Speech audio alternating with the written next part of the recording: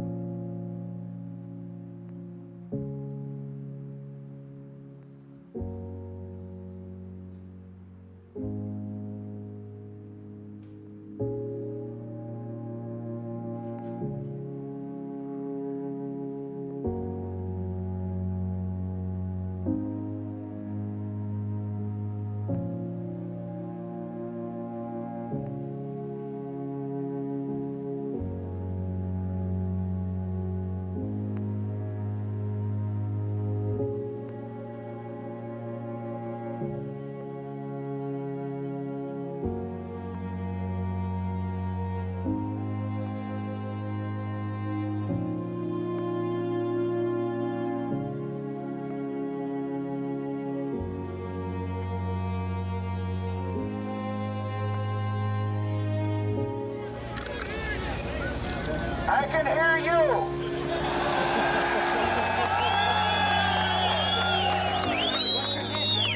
I can hear you. The rest of the world hears you. And the people who knock these buildings down will hear all of us soon. You know, 9/11 is a solemn day for all of us. It's a time to reflect on the fact that there's evil in the world. It's also a time to reflect that there are some great, incredible Americans who defend our freedoms both at home and abroad. And what's really something for us to remember as members of the Committee on Homeland Security, this committee was born because of the events of 9/11.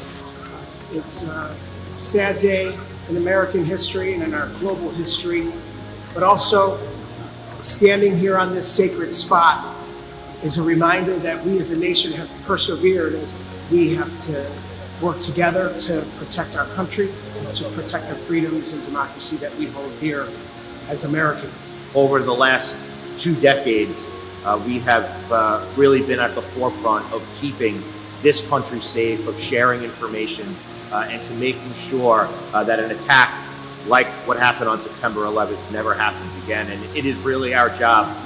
When we take our oath, we also make a promise in our hearts to never forget. And visiting the memorial today, visiting the site, is us carrying out that promise.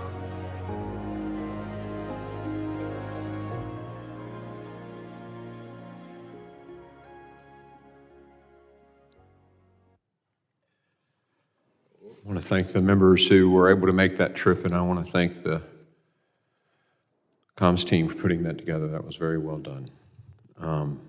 And for the members here who served in law enforcement, first responders, EMS, firefighters, and those who served in the military to do what George Bush promised there, thank you.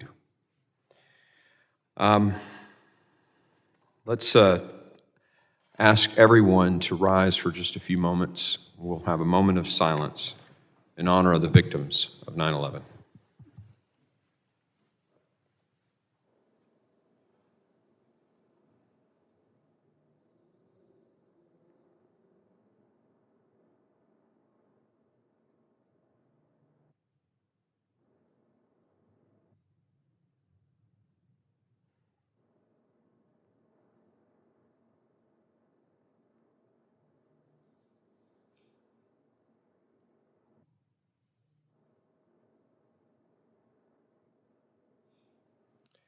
Please be seated. Thank you.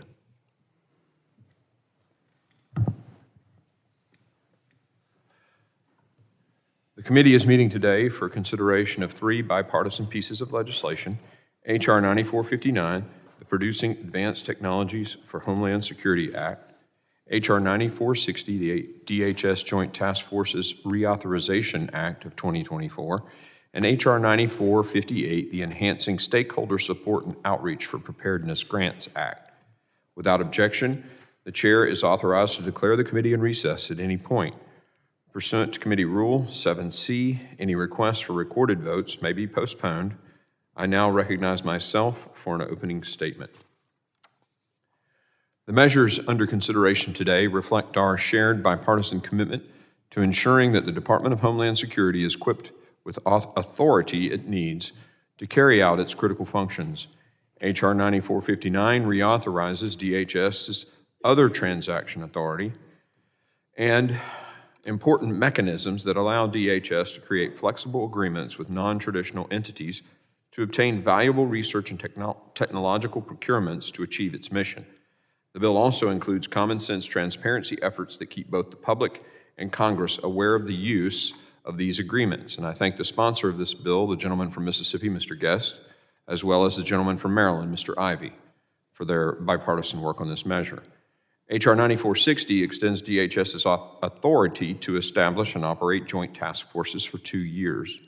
While only one Joint Task Force East, is currently operating, it is providing a role so critical we simply cannot afford to allow it to sunset. JTFE's collaborative mission to safeguard and interdict illicit activity in the international waters of the Gulf of Mexico, the Caribbean Sea, and the Eastern Pacific Ocean is extremely important. I similarly thank the sponsor of this bill, the gentleman from Louisiana, Mr. Higgins, as well as the gentleman from New York, Mr. Swazi, for their bipartisan effort to reauthorize this authority. Last, H.R. 9458 will require the administrator of the Federal Emergency Management Agency to enhance its outreach efforts for its Urban Area Security Initiative and State Homeland Security Grant Program. I commend the sponsor of this bill, Mr. Goldman from New York, for his work on the measure. I now recognize the ranking member to make an opening statement. Thank you very much, Mr. Chairman.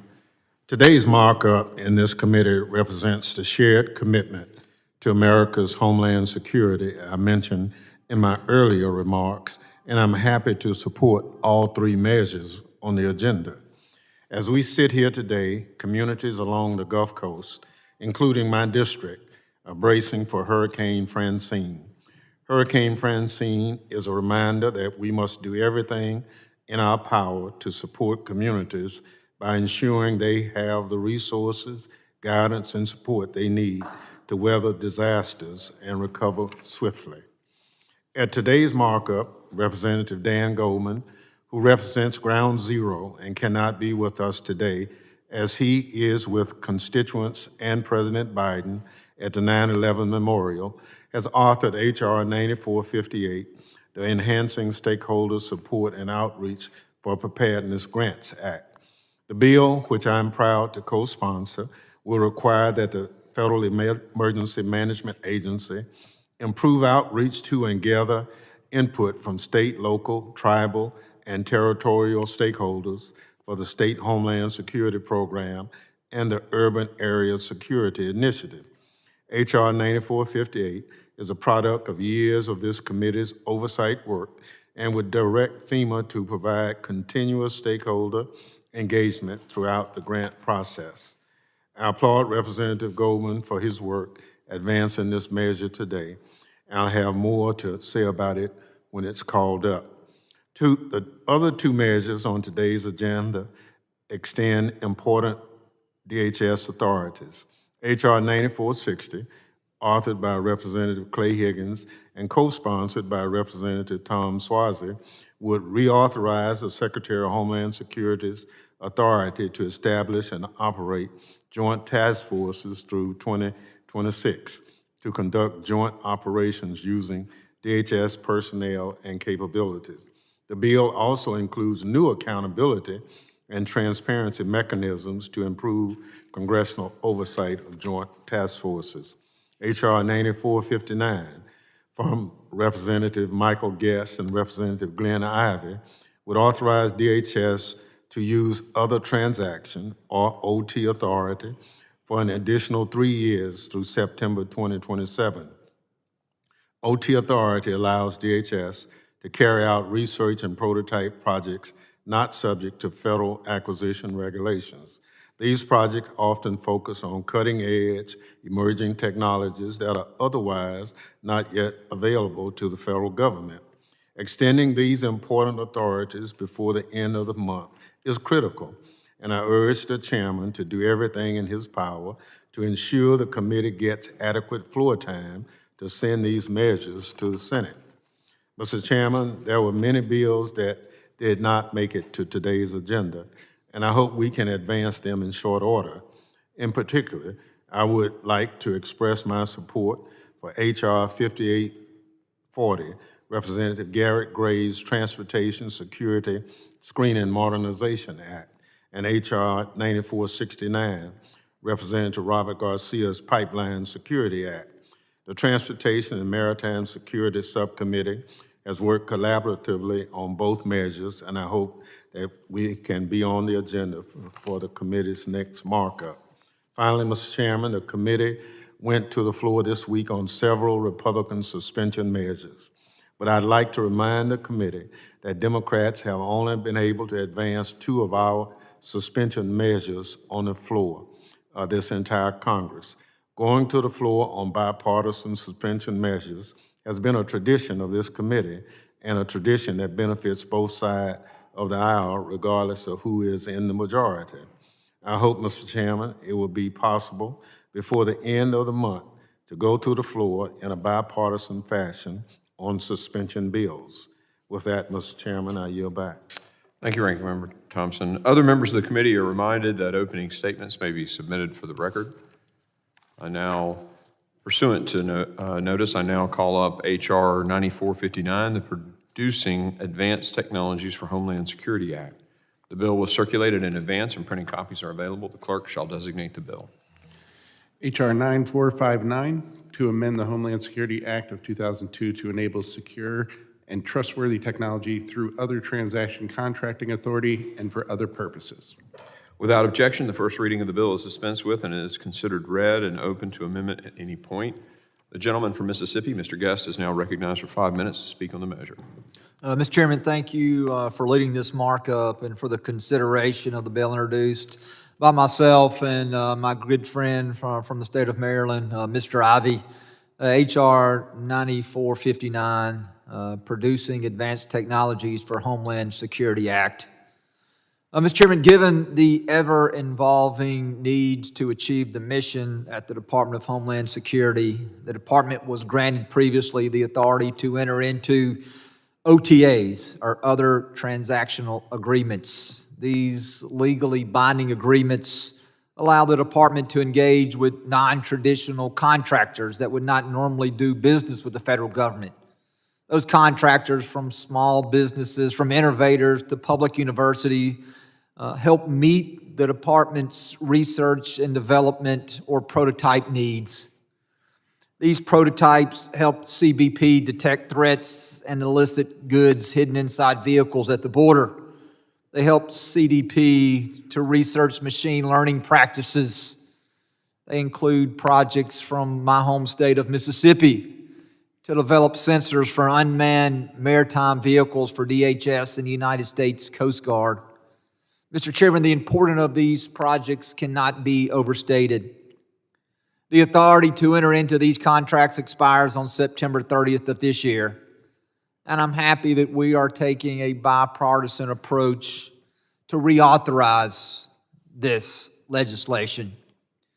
I'm proud to introduce it, and again, I sincerely appreciate Glenn Ivey's partnership as he co-leads what I believe to be a very common sense piece of legislation. On a side note, this bill also serves as a companion to Senator Peters' bill in the Senate, which was passed unanimously out of markup in April.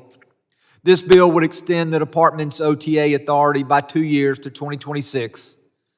In addition, it will require the department to notify Congress of any use of the authorization that involves artificial intelligence technology. Given the rapid pace at which AI develops and is evolving, it is important that Congress remain informed of the federal government's involvement in this space. Lastly, H.R. 9459 would amend the DHS Contract Reporting Act of 2021 to raise the threshold of the reporting requirements of their contractors by reducing the amount of the contracts to be reported and listed on DHS website from $4 million to $1 million. Mr. Chairman, I want to thank you again for bringing this bill before the committee. Urge the support of all members, and with that, I yield back. The gentleman yields. Does anyone else wish to speak on the bill? Mr. Ivey, you're recognized. Thank you, Mr. Chairman. I would like to thank you for bringing this bill forward. I would also like to thank you for that very moving tribute with respect to 9/11. And as you noted in the video, this committee was born on that day, at least in concept. And I appreciate the fact that on a day like this, we can move forward in a bipartisan way, in the same way that we were bipartisan on that day, that we can be in that mode again today. And I thank you for that. I also like to thank Chairman Guest for his leadership on this and allowing me to support his efforts. And I want to join in the comments that you made. I would like to simply add one thing. I think this is a huge first step in the right direction with respect to addressing this issue. But I'd also like to note that we had a subcommittee hearing. It's a joint subcommittee hearing led by Chairman Higgins, Chairman Bishop, Ranking Member Correa, and myself, in which we got testimony from David Berteau with respect to figuring out how to find additional ways to accelerate acquisition of cutting-edge technology. He talked in terms of the impact of having the technology out there, but not being able to acquire it for the government in a timely basis. He also talked about the fact that sometimes even when we're trying to acquire it, and the acquisition process is moving forward, it takes so long that new technology preempts it.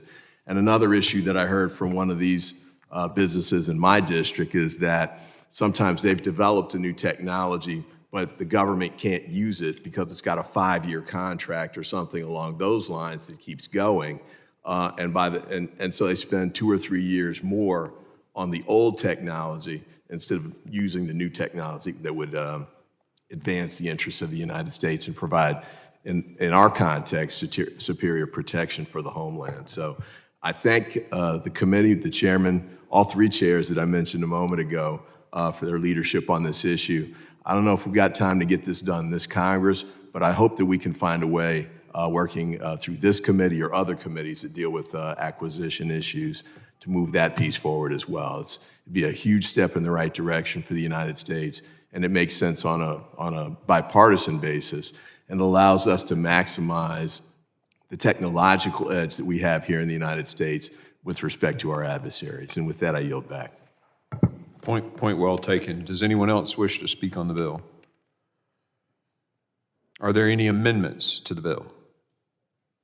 Hearing none, the question is on reporting the bill, H.R. 9459, to the House with a favorable recommendation. All those in favor say aye.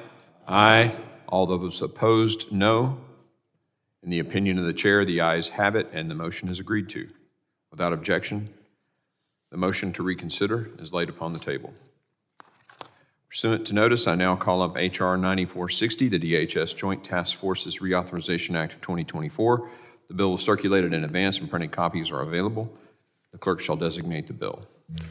H.R. 9460, offered by Mr. Higgins, to authorize the Joint Task Forces of the Department of Homeland Security and for other purposes. Without objection, the first reading of the bill is dispensed with and it's considered read and open to amendment at any point. The gentleman from Louisiana, Mr. Higgins, is recognized for 5 minutes to speak on his measure. Thank you, Mr. Chairman and Ranking Member Thompson, for bringing up this important bill before the committee today. In 2014, the Department of Homeland Security established several joint task forces with the purpose of streamlining and unifying national security operations and investigations against transnational criminal organizations in the land, air, and sea border environments. Congress then officially codified DHS's authority to create and operate joint task forces in 2017 and last reauthorized this program in 2022. Today, we will again consider a bipartisan 2-year reauthorization bill that will increase oversight of the Joint Task Force while also retaining DHS's ability to use this incredibly important authority.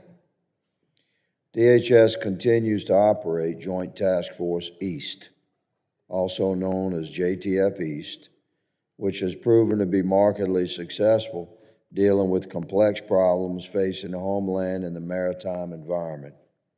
The task force is led by the United States Coast Guard and is composed of personnel from Customs and Border Protection, Immigration and Customs Enforcement, U.S. Citizenship and Immigration Services, and several other law enforcement agencies and partners. JTF East operates heavily in and around the waters of the Gulf of Mexico, the Caribbean Sea, and the Eastern Pacific Ocean. The task force leads the coordination of DHS law enforcement efforts to target, dismantle, and disrupt transnational criminal organizations.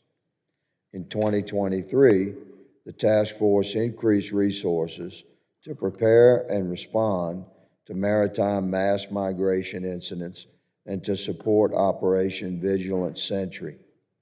Operation Vigilant Sentry has proven to be vital in the response against illegal migration by sea, which has been increasing over the past 3.5 years. It is important that components of DHS continue to work together in a unified way to confront the national security risk posed by an unsecure maritime border. This authorization allows the work of JTF East to continue through 2026. Thank you again, Mr. Chairman and the Ranking Member, for bringing this important bill before the committee, and I thank you, my colleague, Representative Swazi, for working with me on this important legislation. I yield, Mr. Chairman. Gentleman yields. Does anyone wish to speak on the bill? Mr. Swazi, you're recognized. Mr. Chairman, thank you very much, and I want to applaud you and Ranking Member Thompson for fostering a spirit of bipartisanship within this committee. Today's a great example of that. Nobody would expect that Clay Higgins and I would be doing things together like this. And I think it's a message we need to try and get people in the rest of the Congress to hear more often, and for the American public to hear more often, that we can actually get some things together, get some things done together when we work together. And I agree with the Ranking Member about let's get this stuff on the floor when we have these agreements like this at the committee level. But let's try and, this is something the American people are hungering for, is for us to work together to solve problems Even when we disagree on certain things, there's so much more that we share in common.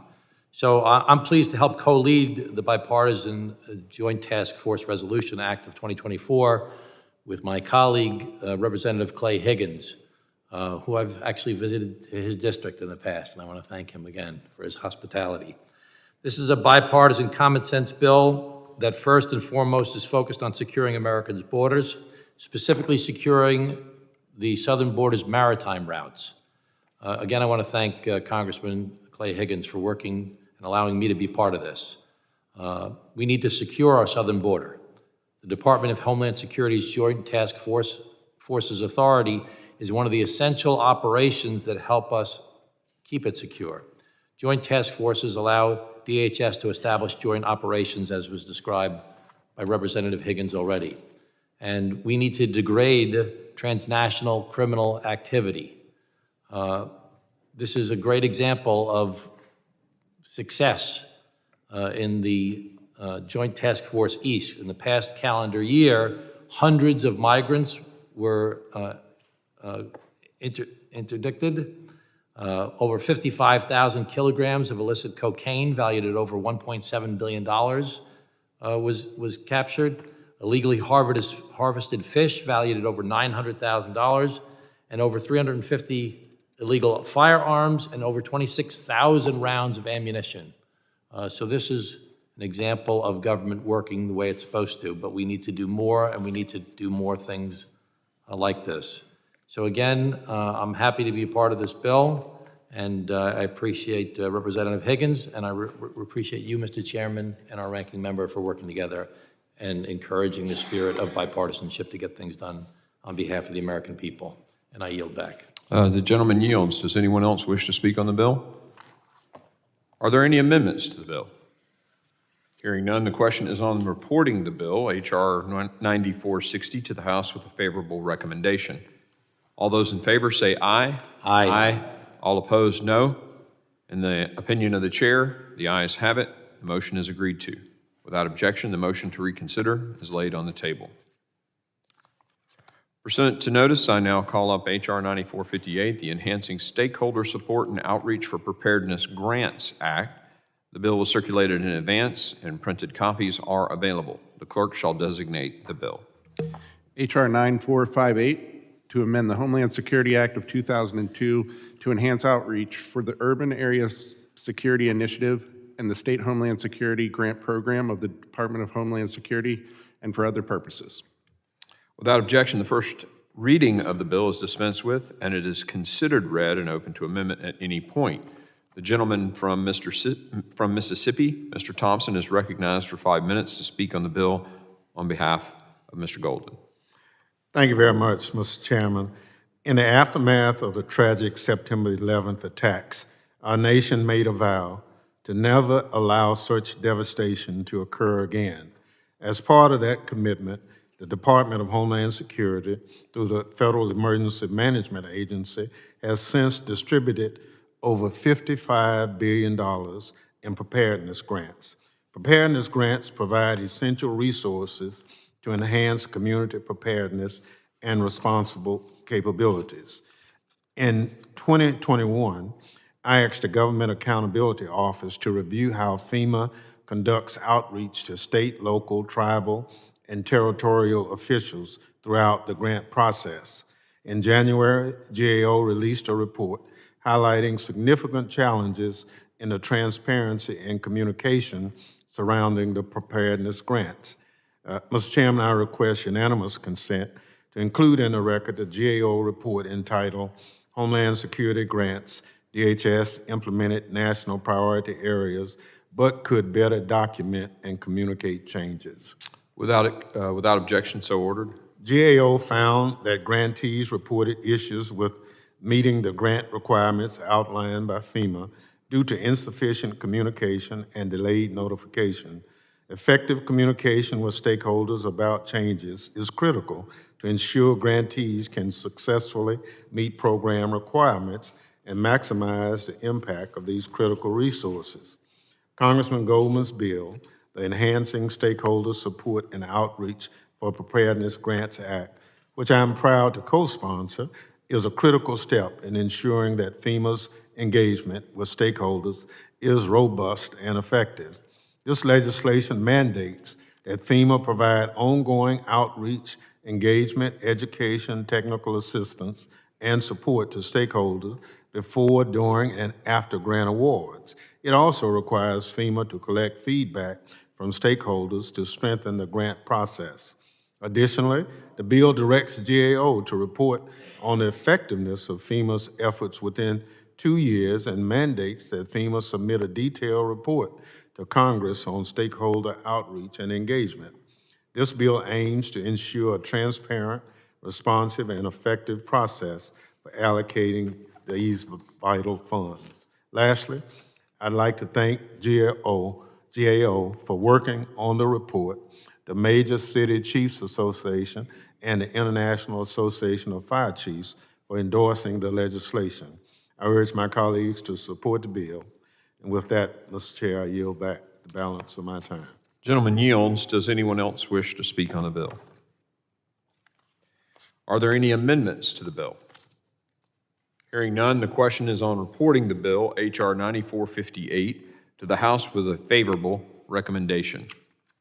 All those in favor say aye. Aye. All those opposed, no. In the opinion of the chair, the ayes have it. The motion is agreed to. Without objection, the motion to reconsider is laid on the table. Without objection, staff is authorized to make any required technical and conforming changes to reflect the actions of the committee.